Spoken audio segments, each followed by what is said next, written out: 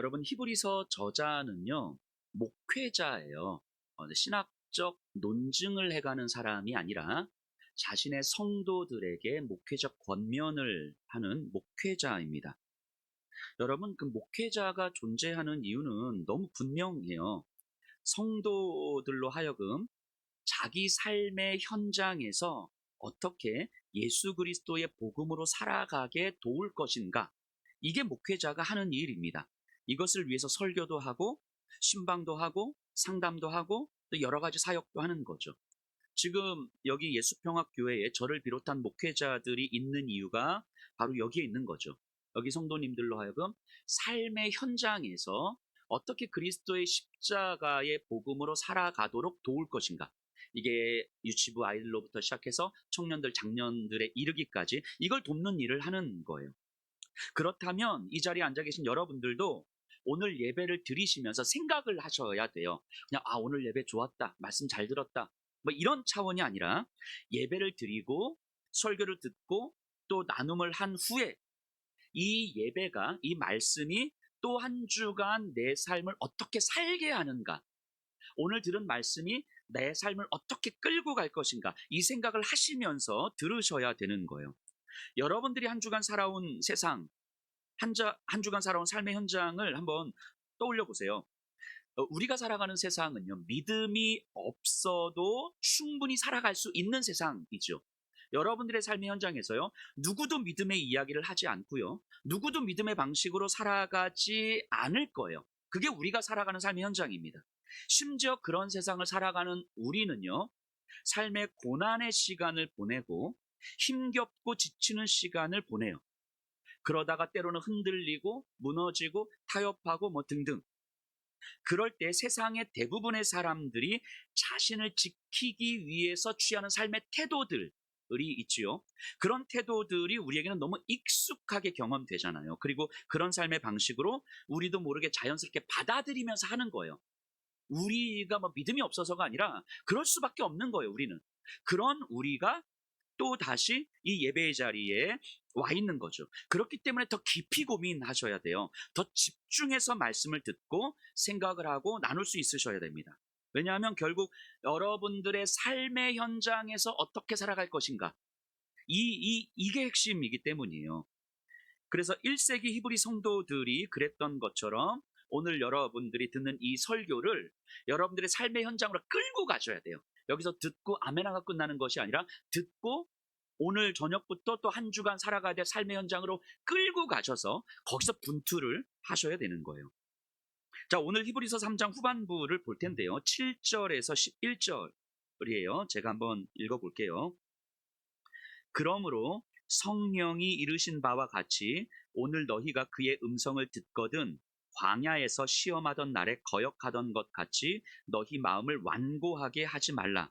거기서 너희 열조가 나를 시험하여 증험하고 40년 동안 나의 행사를 보았느니라. 그러므로 내가 이 세대에게 노하여 이르기를 그들이 항상 마음이 미혹되어 내 길을 알지 못하는도다 하였고, 내가 노하여 맹세한 바와 같이 그들은 내 안식에 들어오지 못하리라 하였느니라.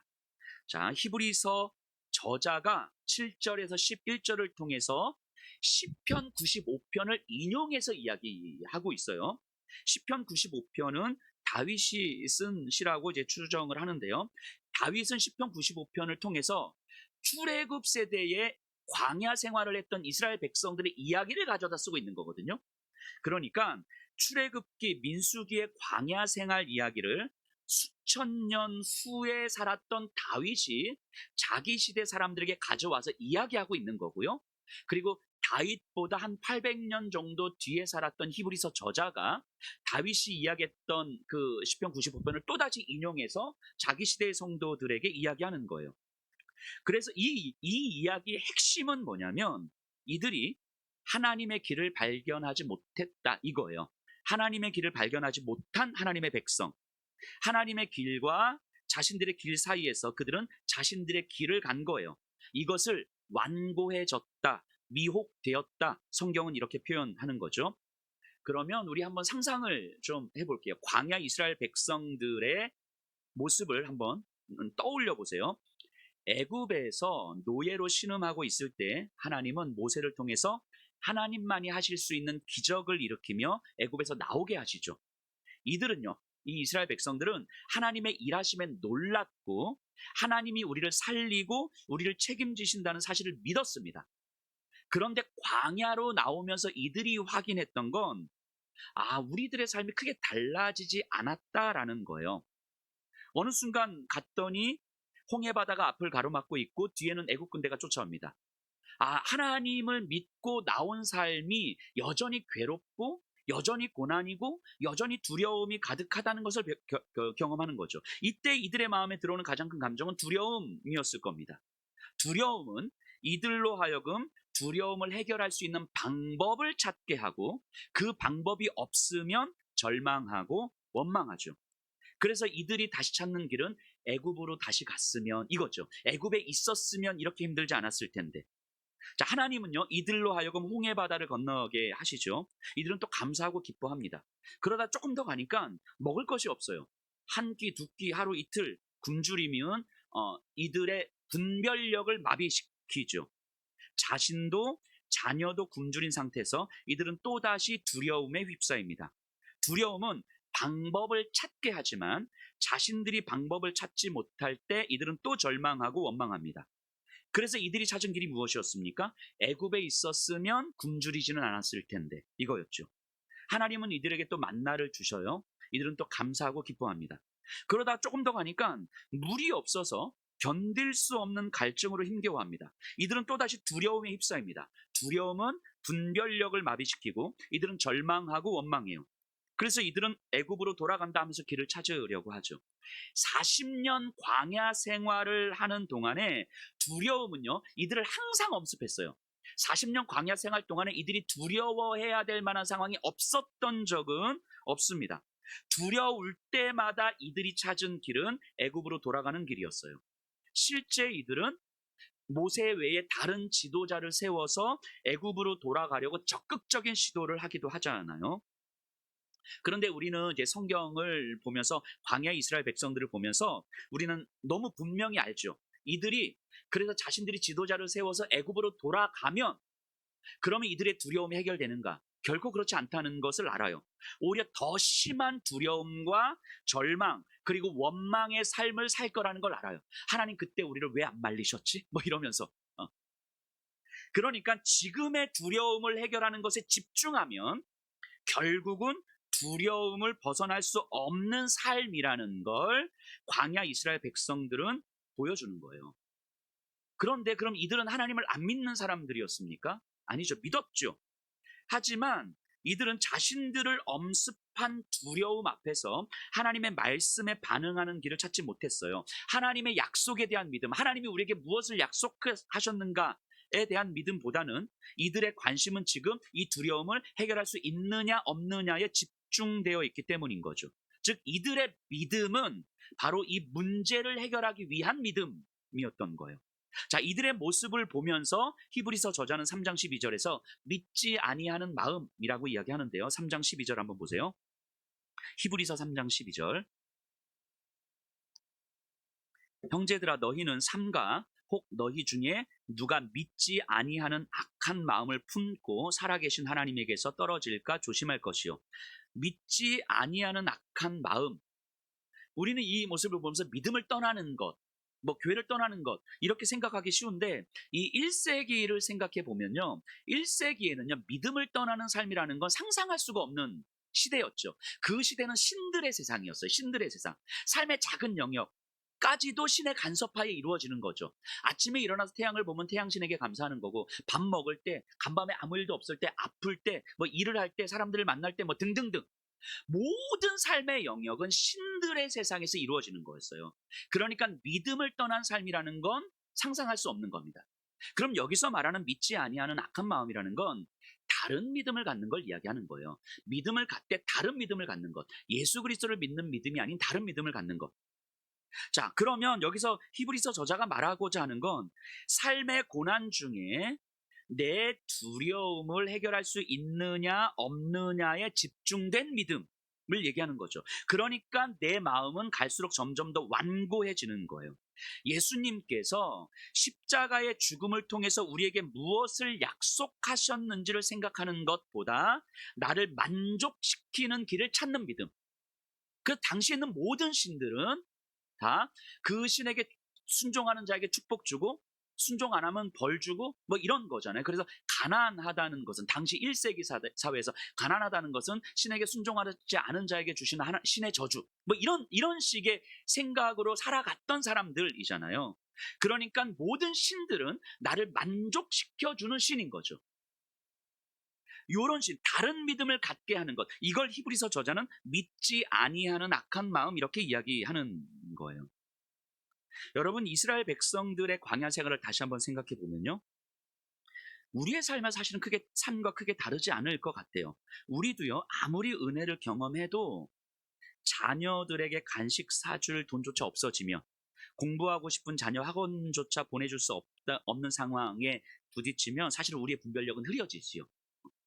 하나님을 분명히 믿지만 누군가로부터 심하게 자존심이 상하면 우리의 분별력은 마비되잖아요.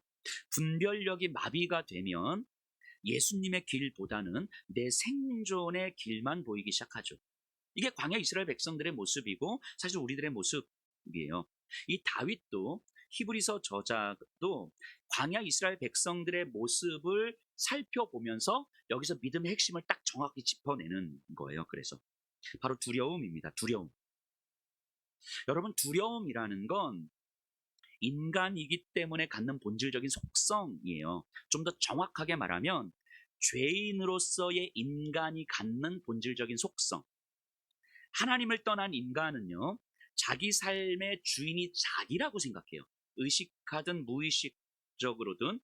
그래서 주인으로서의 자신이 자기 인생을 책임지려고 하는데 사실 우리가 책임지기에 우리의 인생은 너무 버겁죠. 우리가 우리의 인생을 책임질 수 없다는 것을 우리는 삶의 경험을 통해서 알아요. 예측 가능하지 않은 세상과 우리의 인생이니까. 우리의 힘보다 더 강한 세상 속에서 우리는 살아가야 되니까. 책임져야 하는 주인이 책임질 수 없는 상태에 이르면 인간은요, 무기력함을 느끼게 됩니다. 그때 들어오는 마음이 두려움이에요. 내가 책임질 수 없을 것 같은 상태, 내일에 대해서 어떤 확신도 할 수 없는 불안한 상태, 이게 두려움이죠.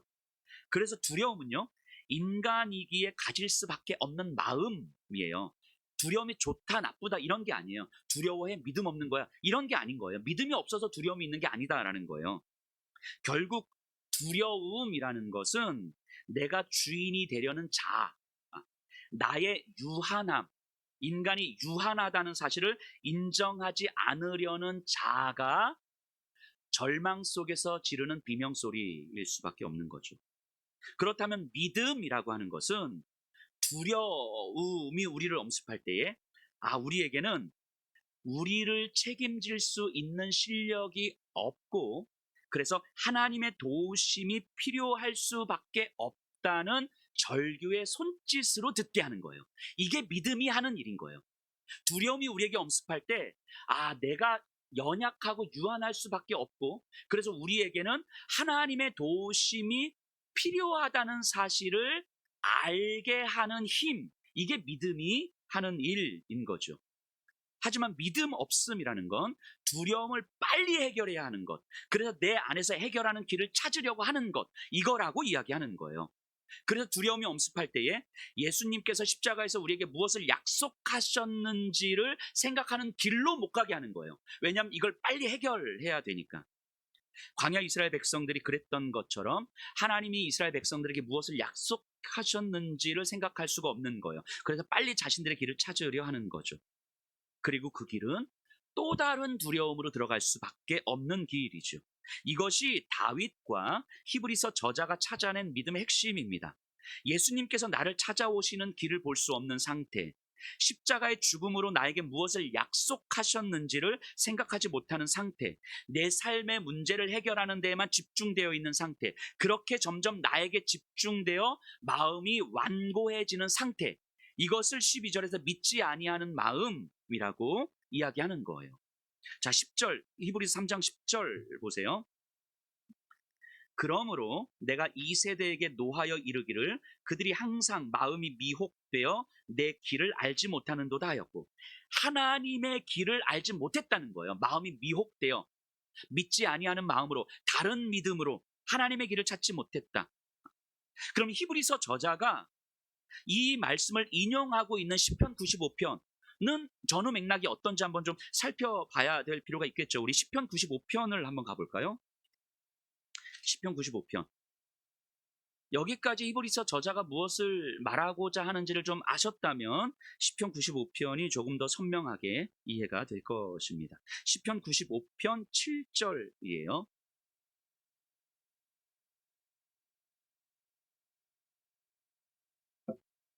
시편 95편 7절 제가 한번 읽어볼게요. 그는 우리의 하나님이시요 우리는 그가 기르시는 백성이며 그의 손이 돌보시는 양이기 때문이라. 너희가 오늘 그의 음성을 듣거든 하고 뒤에 쭉 나와요. 다윗이 이 앞부분에서 뭐라고 이야기하냐면 우리를 하나님의 양이라고 이야기해요. 다윗은 목동 출신이잖아요. 양의 속성을 누구보다도 잘 알고 있죠. 양은요, 여러분, 평생을 두려움 속에 살아가는 존재죠. 평생을.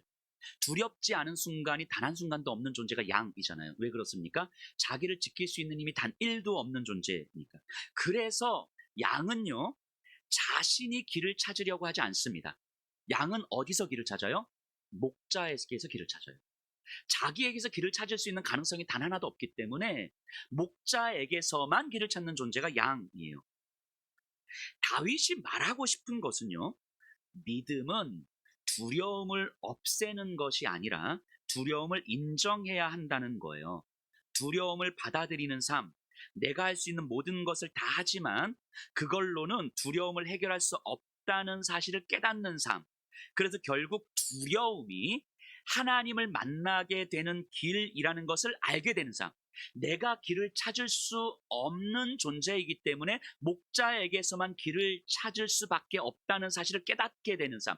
그것이 믿음이 하는 일이라고 이야기하는 거예요. 믿음이 아니고서는 나에게서 길을 찾을 수 없을 때 우린 좌절하고 절망하고 넘어지고 쓰러지고 고립되는 거거든요.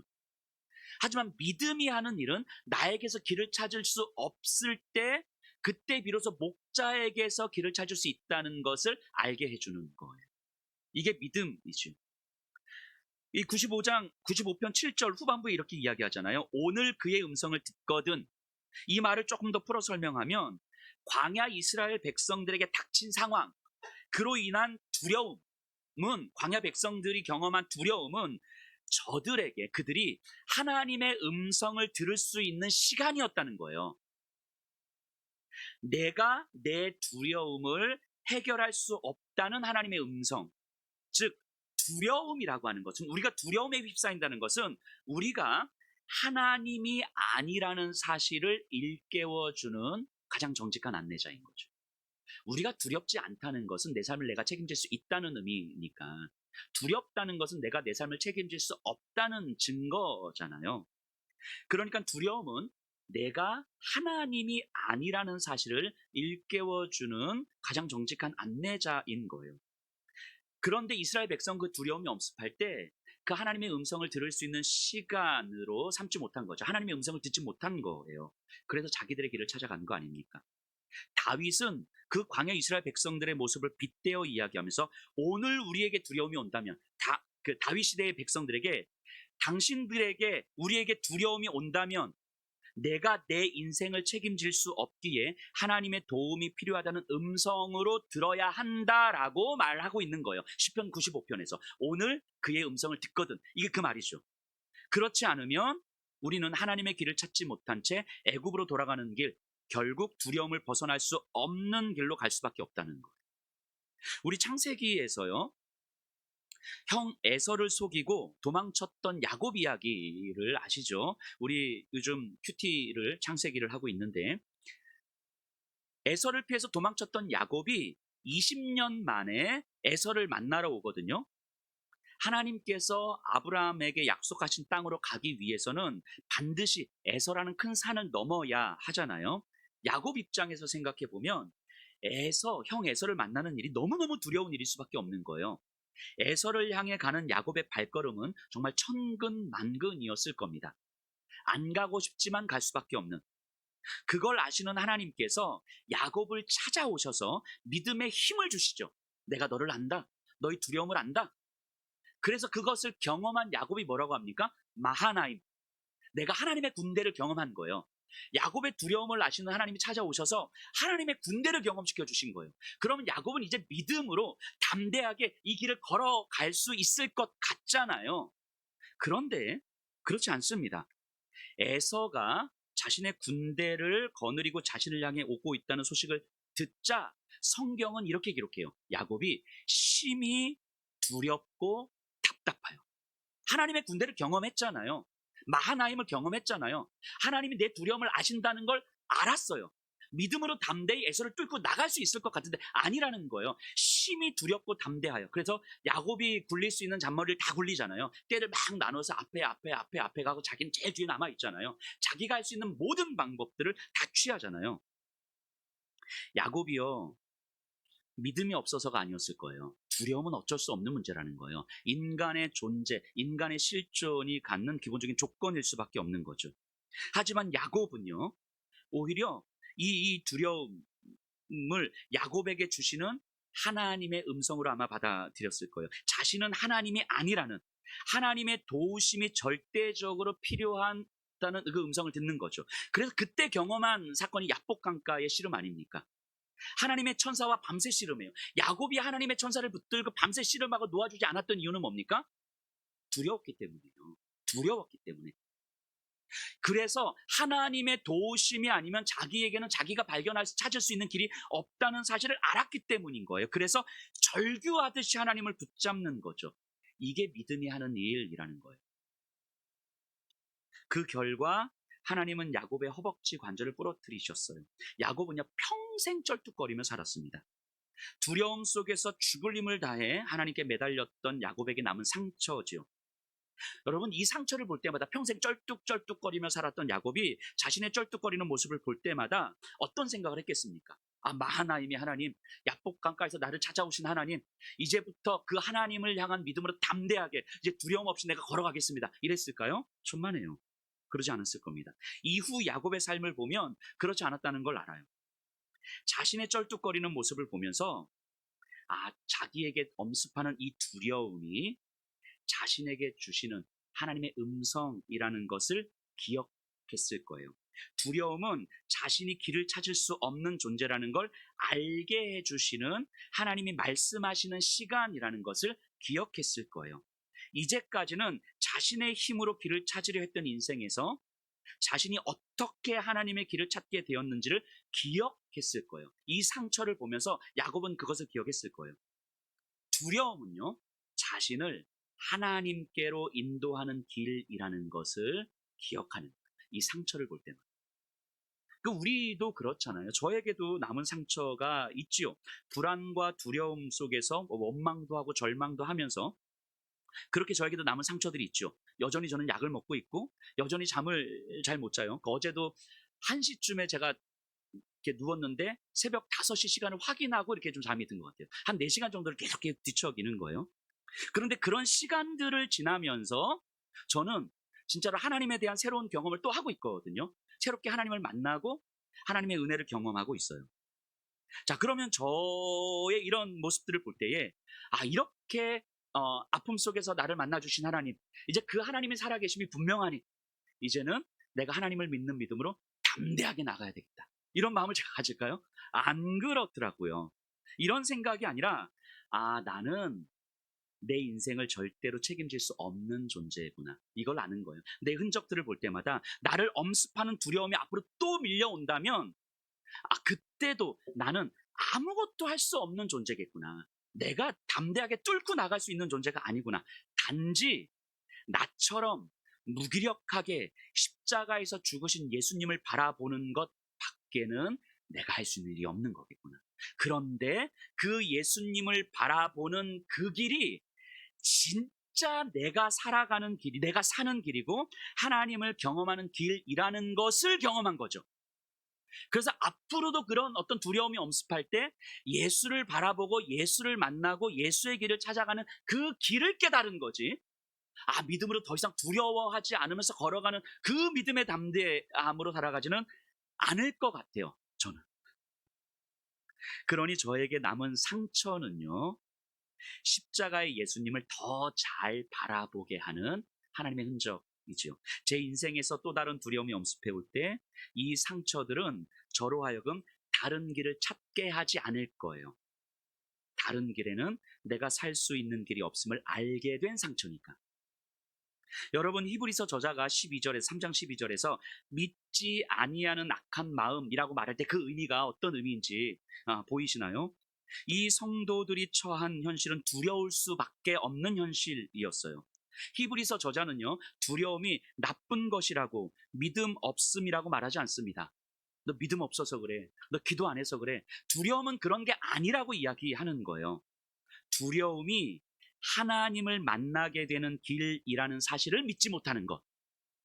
그래서 두려움을 해결하기 위해서 찾아야 하는 길, 예수 그리스도를 통해서 만나는 하나님이 아닌 나에게 집중된 믿음의 길, 이것을 믿지 아니하는 악한 마음이라고 히브리서 저자는 이야기하는 거예요.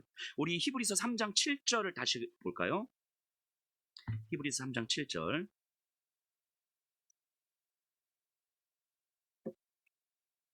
그러므로 성령이 이르신 바와 같이 오늘 너희가 그의 음성을 듣거든. 오늘 너희가 그의 음성을 듣거든. 자, 오늘은 히브리서 성도들이 처한 상황, 그 두려움의 시간이잖아요. 두려움을 하나님이 말씀하시는 시간으로 보아야 한다는 거예요. 히브리서 저자가 하는 말은, 자, 광야에서 이스라엘 백성들이 마주했던 그 두려움이 하나님이 백성들에게 말씀하시는 시간이었음에도 불구하고 이들은 하나님의 두려움의 시간 통해서 하나님의 말씀을 못 들었잖아요. 하나님의 약속을 생각하지 못했기 때문이죠. 또 수천 년 후에 다윗이 광야의 두려움을 언급하면서 자기 시대의 사람들에게 오늘 마주한 두려움을 하나님의 말씀하시는 시간이라고 말씀하시는 거예요. 당신들은 광야의 선조들의 길을 찾아갈 것인가? 아니면 하나님의 약속을 생각하면서 하나님의 길을 찾아갈 것인가? 이 질문 던지는 거잖아요. 그리고 히브리서 저자가 히브리서 성도들에게 같은 이야기를 하는 거예요. 히브리서 성도들이 처한 두려움의 상황에 대해서 오늘, 이 성경에서 말하는 오늘, 다윗이 말하는 오늘이 바로 우리의 오늘이다 라는 거예요. 그렇다면 지금 이 예배 자리에 앉아있는 여러분들이 처한 현실, 여러분들을 엄습하는 두려움, 여러분들이 두려움을 경험할 때 그것이 바로 오늘이라고 말씀하시는 거죠. 오늘 너희가 그의 음성을 듣거든. 두려움이 엄습하는 이 현실이 하나님이 나에게 말씀하시는 시간이라고 받아들이는 것. 이게 오늘 그의 음성을 듣거든, 이거죠. 그러니까 이 오늘, 히브리서에 말하는 오늘은 수천 년 전에도 오늘이었고 수백 년 전에도 오늘이었고 수십 년 전에도 오늘이었고 어제도 오늘이고 지금도 오늘이고 앞으로도 오늘인 거예요. 바꿔 말하면 이 오늘은 항상 있는 두려움의 시간이에요. 저도요, 여러분들도요, 앞으로 남은 인생이요, 저는 꽃길만 걸어갔으면 좋겠거든요. 여러분들 인생이 꽃길만 걸었으면 좋겠거든요. 그래서 가끔씩 이런 기도해요. 하나님, 저한테 한 100억만 주시면 우리 성도들에게 1억씩 그냥 다 나눠주고 싶다. 이런 꽃길, 아무 근심 걱정 없이 꽃길만 걸었으면 좋겠는데 그러지 않을 거거든요. 우리의 인생은 이제까지 걸어왔던 아픔의 길도 있겠지만 또 앞으로 마주할 아픔의 길들이 분명히 있을 거예요. 두려움이 엄습하는 순간들이 앞으로도 계속 될 거라고요. 항상 있는 두려움의 시간, 우리의 인생에 두려움이 없는 순간은 아마 없을 거예요. 그렇다면 두려움의 시간이 우리의 인생에 항상 있는 시간이라면 우리의 인생은 언제든지 하나님의 음성을 들을 수 있는 시간인 거죠. 오늘 그의 음성을 듣거든 이라는 말을 우리가 받아들인다면 우리의 인생에 두려움이 항상 있는 시간이라면 우리의 인생에 하나님의 말씀을 언제든지 들을 수 있는 시간이라는 거죠. 우리의 인생은. 그러니까 히브리서가 말하는 오늘이라는 건 결국 결단을 촉구하는 언어인 거예요. 광야의 선조들의 길을 갈 것인지 하나님의 길을 갈 것인지를 촉구하는 언어. 그리고 우리로 하여금 다시 시작하게 하는 희망의 언어죠. 어제까지는 나의 길을 찾으려 했었다면 오늘 여전히 우리에게 엄습하는 두려움을 하나님의 말씀의 시간으로 볼 수 있는 거예요. 또 오늘 여전히 흔들리고 무너져서 나의 길을 찾으려 시도했다면 내일 우리에게 오늘 하나님의 음성을 들을 수 있는 시간으로 볼 수 있으면 된다라고 말씀하시는 거죠. 결국 믿음이 하는 일은요, 두려움을 없애는 게 아니에요. 신앙생활을 하면서도 우리는 얼마든지 두려움이 밀려올 때가 있죠. 두려워서 어쩔 줄 모를 때가 있죠. 그래서 그 순간 분별력이 흐려지면서 이것저것 시도해 볼 때가 있죠. 그러다 어느 순간 내가 찾는 시도들이 길이 아니라는 사실이 깨달아질 때, 내가 어떤 길도 찾을 수 없다는 절벽 앞에 섰을 때, 그때가 하나님의 음성이 들리는 순간이라는 걸 깨닫게 하는 것. 이게 믿음이 하는 일이라는 거예요. 그 순간 그 깨달음의 시간을 히브리서는 바로 오늘이라고 이야기하는 거죠. 결국 히브리서가 말하는 믿음은 두려움이 사라진 상태가 아니라 내 안에 해결책이 전무하다는 절망의 지점에서 비로소 하나님을 향해 시선을 돌리는 것. 십자가의 절망의 지점에서, 무덤의 절망의 지점에서 부활을 향해서 우리의 시선을 돌리게 하는 것. 이게 믿음이라고 이야기하는 거예요. 그렇게 본다면 12절 후반부에 살아계신 하나님에게서 떨어질까 조심할 것이요 라는 경고는 두려움 때문에 다시 자기 안에 안식처로 숨어버리는 죄인의 본능을 얘기하는 거죠. 하나님의 길, 예수 그리스도의 십자가 길을 바라보는 것이 아니라 바로 내 문제를 해결하기 위해서 내 안에 두려움의 본능에 사로잡히는 것. 이게 살아계신 하나님에게서 떨어지는 것이라고 이야기하는 거예요. 바로 그 죄인의 자리에서 죄의 문제를 해결해 주신 예수 그리스도를 바라보는 것, 두려움 앞에서 우리는 하나님께로 가는 길을 찾을 수 있을 거예요. 그래서 3장을 시작하면서 히브리서 저자는 이렇게 선포하는 거예요. 우리가 믿는 도리의 사도이시며 대제사장이신 예수를 깊이 생각하라. 우리에게 새기라는 거예요. 우리에게 씹고 또 씹고 또 씹고 또 씹고. 그래서 우리에게 두려움이 엄습할 때 죄인의 본능이 우리 안으로 움츠려드는 무의식적 반응에 예수의 길을 찾으려고 하는 믿음의 본능이 반응할 수 있도록 끊임없이 예수를 깊이 생각하라는 거예요. 그리고 히브리서 저자는 여기서 끝내지 않고요. 그렇다면 진짜 두려움을 하나님께로 가는 길로 경험하기 위해서 성도들이 할 수 있는 매우 구체적이고 현실적인 대안이 무엇이냐, 구체적으로 뭘 할 수 있느냐에 대한 대안을 제시합니다. 13절이에요. 오직 오늘이라 일컫는 동안에 매일 피차 권면하여 너희 중에 누구든지 죄의 유혹으로 완고하게 되지 않도록 하라. 두려움이 엄습하고 있는 이 시간에 매일 피차 권면하여, 이것이 히브리서 저자가 성도들에게 제안하는 대안입니다. 구체적인 대안. 이것이 없으면 우리는 두려움에 지배당할 수밖에 없을 것이다. 아니면 다른 믿음을 향해서 갈 수밖에 없다. 이렇게 이야기하는 거죠. 현실적인 고난과 두려움, 그로 인해서 믿음에서 떠날 만큼 흔들리는 위기 속에서 믿음을 지키기 위한 가장 구체적인 대안은 공동체적 언어라는 거예요. 공동체 안에서 피차 권면하는 것. 실제로 1세기 교회는요, 흔들리는 믿음 앞에서 박해가 심해질 때 매일 아침마다 성도들이 모여서 이야기를 나눴다는 거예요. 어제 내가 얼마나 힘들었는지, 두려웠는지, 그래서 정말 무너졌는지, 예수를 버릴 뻔했다는 이야기들을 계속 나누는 거죠. 이 피차 권면하다는 말은요, 그냥 공적인 말이 아니에요. 그냥 사적으로 누군가 옆에 있어주는 것, 일상적인 언어인 거죠.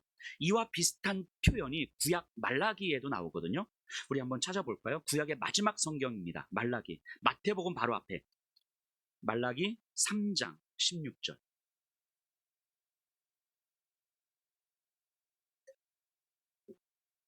구약과 신약에서 믿음이 흔들리는 성도들을 향한 구체적인 대안을 같은 것으로 이야기하는 거예요. 말라기 3장 16절, 구약의 마지막 책이에요. 제가 읽어볼게요. 그때에 여호와를 경외하는 자들이 피차에 말하매 여호와께서 그것을 분명히 들으시고 여호와를 경외하는 자와 그 이름을 존중히 여기는 자를 위하여 여호와 앞에 있는 기념책에 기록하셨느니라. 자, 말라기 시대에는 히브리서의 시대와 다르지만 상황은 비슷합니다. 현실적인 고난, 믿음이 흔들리는 위기 속에 놓여진 소수의 신자들, 박해와 이 사회적 소외 앞에 놓여진 자들이죠. 이들에게 말라기 선지자는 믿음을 지킬 수 있는 구체적인 대안을 뭐라고 이야기합니까? 하나님을 경외하는 자들이 모여서 피차에 말하매, 서로가 서로의 옆에서 일상적으로 지속적으로 서로의 두려움을 이야기하고 두려움을 하나님의 음성으로 들을 수 있도록 위로하고 격려하라는 거예요. 말라기서나 히브리서나 동일합니다. 그러니까 공동체적 언어는 개인이 믿음에서 흔들리고 벗어나는 것을 막아주는 방어벽이 된다는 거예요. 공동체적 언어가 없으면 혼자서는 결국 두려움을 해결하기 위한 다른 믿음을 가질 수밖에 없다는 거예요. 실제로 그럴 수밖에 없습니다. 여러분, 우리는 실질적으로 많이 경험하죠. 우리의 불안, 두려움은요, 고립된 방 안에서 가장 빠르게 증식을 해요.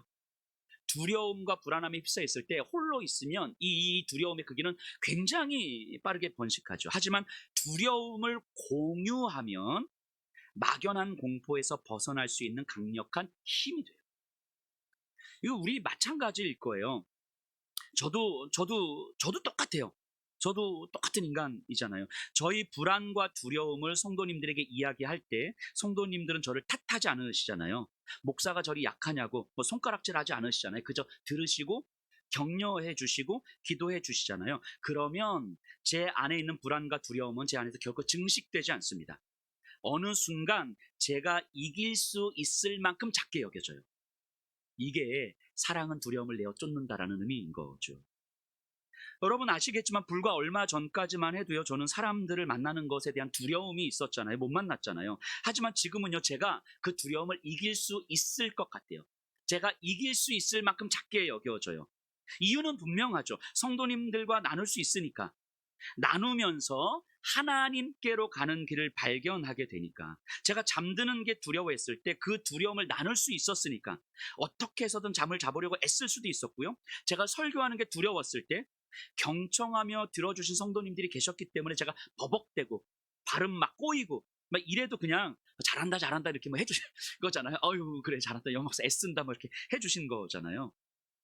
제 안의 두려움을 통해서 하나님의 음성을 들을 수 있었던 건 성도님들에게 나눌 수 있었기 때문이고, 그렇게 성도님들과 함께 예수님을 더 깊이 볼 수 있었기 때문이죠.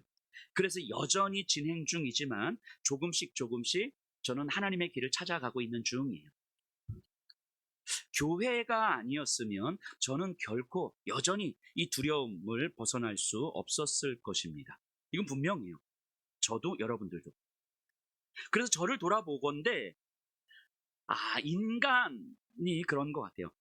자신이 인생의 주인이 되려는 사람, 이게 의식적이든 무의식적이든 우리는 무의식적으로 그런 속성을 가지고 있죠. 그런 사람은 내 자아를 우상으로 삼는 삶이죠. 자아를 우상으로 삼는 삶은요, 자신의 약함을 감추려고 합니다. 왜냐하면 내가 책임져야 되는 내 인생이기 때문에 내 약함은 수치스러움이 되는 거고요. 수치스러움은 감추어야만 하는 거죠.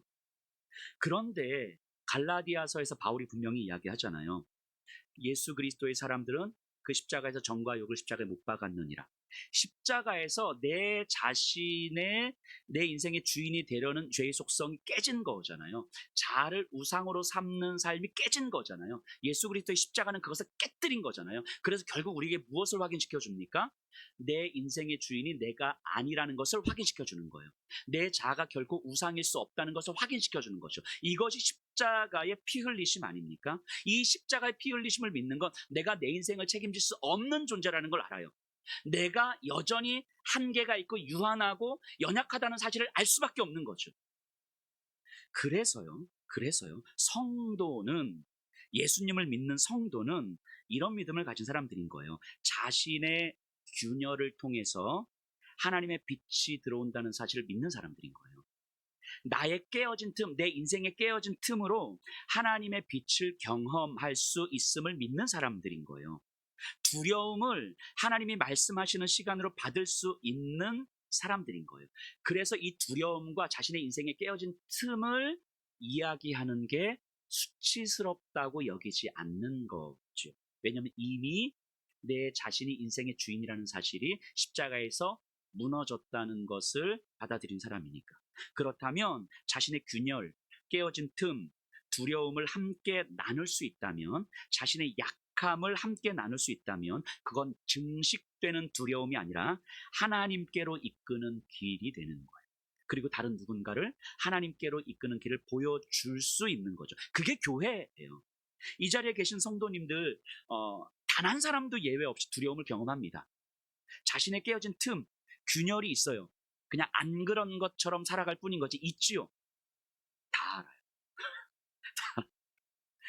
적어도 교회는 내 인생이 깨어질 때에, 그래서 두려움이 엄습할 때에 그 순간이 오늘 그의 음성을 듣거든 이 말씀을 들을 수 있는 사람들인 거죠. 오늘 나에게 들려주시는 하나님의 시간이라고 말할 수 있는 사람들의 모임이죠. 믿음이 없어도 살아갈 수 있는 세상 속에서, 두려움을 해결하려 온 힘 다해 애쓰는 세상 속에서 교회는 예수님께서 그러셨던 것처럼 두려움을 마주할 수 있는 삶을 말하고 보여줄 수 있는 공동체인 거예요. 우리가 교회로 모였다는 것은 이 사실을 경험할 수 있는 특권이 주어졌다는 거죠. 그래서 소그룹이 있는 거죠. 모여서 나누는 거예요. 또 일상적으로 서로 만나시기도 하는 거예요. 밥도 먹고 차도 마시고, 자녀로 인한 두려움, 남편과 아내로 인한 힘겨움, 돈 문제, 건강 문제, 관계 문제로 인한 두려움과 불안함을 서로 나누세요. 물론 현실의 교회에서는 아픔도 있죠. 나누다가 더 상처받기도 하고 나누다가 아프기도 해요. 하지만 그럼에도 불구하고 조금은 더 성숙한 누군가가 그 아픔을 감당해 가면서 가는 거죠. 그렇게 내 안에 있는 두려움을 말하고 들을 때에 우리는요, 분명한 건 두려움으로 인해 분별력이 흐려지지 않아요. 내 생존에 집착하기 때문에 갖게 되는 흐려지는 분별력이 사라지는 거죠. 당장 두려움이 해결되지 않더라도 적어도 분별력이 흐려지는 일은 없을 거예요. 공동체 안에서 서로의 두려움의 목록을 경험할 때에, 나는 이런 점이 두렵다고 말할 때에, 그래서 각자 있는 두려움의 목록들, 불안함의 목록들을 우리가 함께 공유할 때에 내 자아라는 우상은 아마 파괴될 거예요. 그리고 비로소 서로가 서로에게 필요한 인간이 되어가고 있을 거예요. 서로가 서로에게 필요한 인간이 되어갈 때 우리는 경험하죠. 아, 우리에게는 진짜 예수님이 필요한 존재들이구나. 이걸 결국 알아가게 되는 거예요. 그렇게 예수께 함께 붙들려 가는 거죠. 예수님과 함께 하나님께로 가는 길을 찾는 여정. 이것이 바로 세상이 경험할 수 없는, 하지만 세상의 소망이 되는 성도와 교회의 삶인 거예요. 우리 남은 평생 그런 성도와 교회의 삶을 경험하시기를 간절히 소망합니다. 우리 다 같이